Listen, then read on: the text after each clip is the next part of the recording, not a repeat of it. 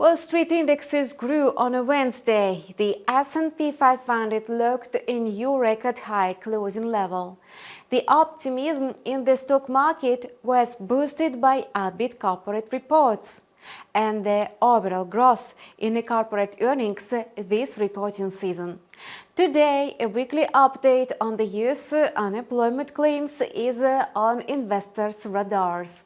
You're watching a daily review of the US financial markets with me, Ekaterina Stikhina. The S&P 500 reached a new record high closing price. The index added 39.9 points to close at 4,994. The Nasdaq is still missing 2% from its record closing level of 16,057 points printed in November 2021. The Dow Jones was the only index to maintain an upward bias in the New York pre-market. Futures on the S&P 500 and the Nasdaq pulled back. The S&P is expected to trade in the intraday CAD between 4,956 and 4,504 points. The S&P index closed at a record high on a Wednesday as strong earnings offset swings in the stocks of US banks. Bond yields rose as comments from Federal Reserve officials confirmed expectations that the central bank may not cut rates anytime soon. Regional Fed President Loretta Mester and Neil Kashkari welcomed progress in taming inflation, but signaled more work remains to be done before policy can be eased.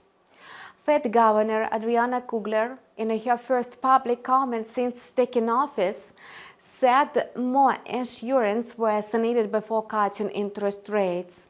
Events over the past few days have shown that markets are trying to come to grips with the fact that rate cuts may have to wait much longer this year.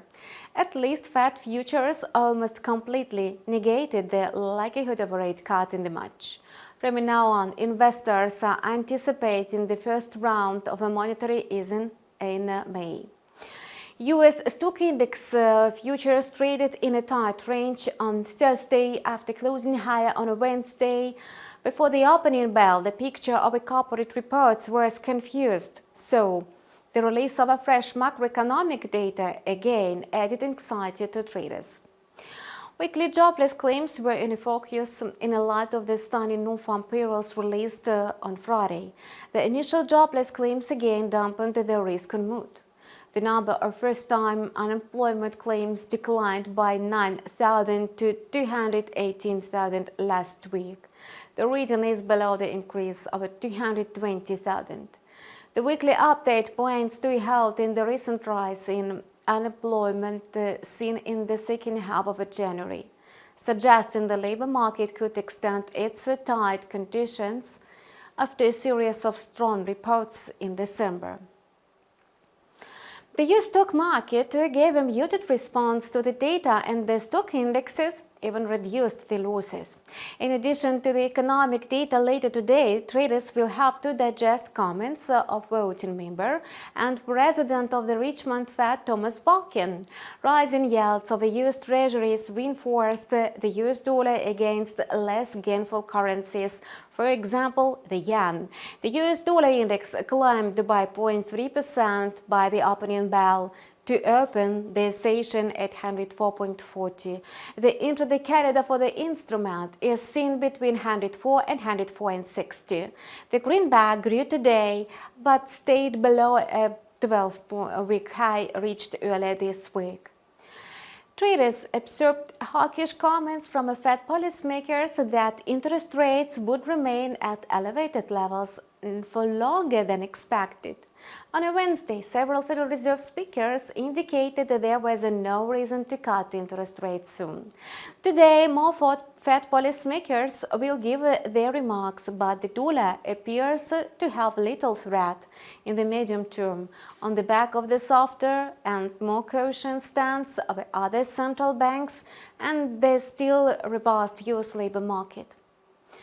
Despite some growth in oil prices, the Canadian dollar could not find enough support and turned sour. The USD CAD pair is trading at 1.3489. The intraday Canada for the instrument is seen between 1.3433 and 1.3510. Canada's trade deficit widened to $3.19 billion. In December, up from 2.71 billion Canadian dollars in November. Analysts had expected the deficit to fall to 2.30 billion Canadian dollars. In addition, the Bank of Canada minutes showed that the Bank of Canada's governing board were concerned that borrowing costs would be cut too early amid ongoing inflation. Amid such fundamentals, the Canadian dollar strengthened against its American peer on a Wednesday, but today the rise in the US dollar again put pressure on the loonie. The crypto market has finally escaped from a narrow sideways channel, and today popular digital assets are trying to stabilize at new levels. At the time of recording this video, Bitcoin was trading at $44,733, or 1.2% higher. The growth of the flagship crypto is supported by the news about the growing popularity of Bitcoin ETFs and the faith of institutional investors in the new exchange instrument.